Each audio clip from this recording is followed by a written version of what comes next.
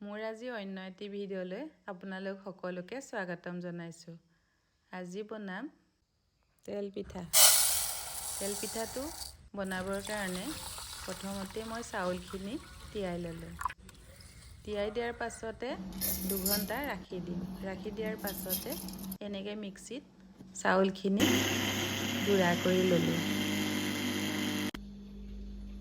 এতিয়া চালনী এখনত চাউলখিনি গুড়া চাউলখিনি এনেধৰণে চালি ল'লোঁ।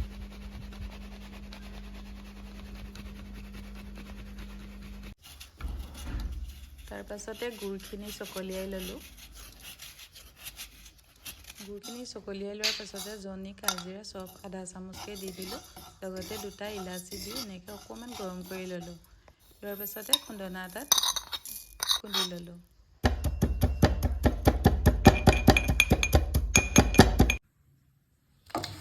গুড়খিনি অকণমান গৰম কৰি ল'ম। পানী জোখতে দি পেলাই অকণমান দেৰি গৰম কৰিলেই হ'ব। এতিয়া 5 মিনিট ঠাণ্ডা হ'বৰ কাৰণে ৰাখি দিম। এতিয়া পিঠাগুড়িখিনিত খুন্দি লোৱা মছলাখিনি দি দিলোঁ। লগতে এচামুচ বেকিং পাউডাৰ দি দিলোঁ। এতিয়া তাতে গুড়খিনি অলপ অলপকৈ দি এনেধৰণে পিঠাগুড়িখিনি সানি ল'লোঁ।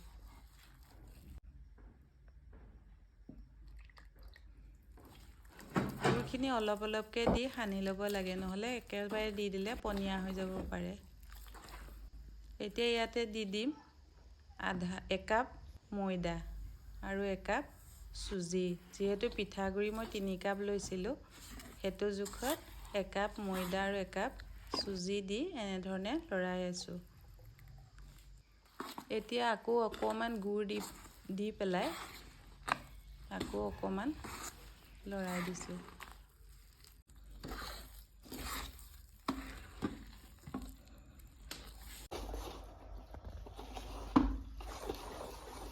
ইমানটো জোখত হ'লে পিঠাটো কাৰণে হৈ যায়।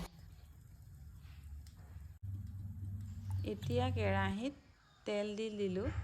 দিয়াৰ পাছতে পিঠাটো এনেধৰণে গিলাচ এটাত লৈ এটা এটাকৈ ভাজি ল'ম।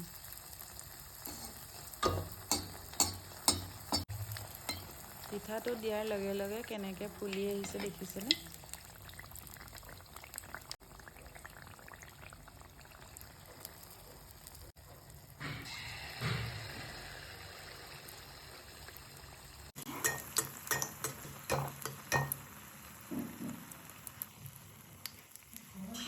এনেধৰণে আটাইখিনি পিঠা মই বনাই ল'লোঁ। ভিডিঅ'টো লাইক কৰি দিব। ৰেচিপিটো কেনেকুৱা পালে কমেণ্টত জনাব।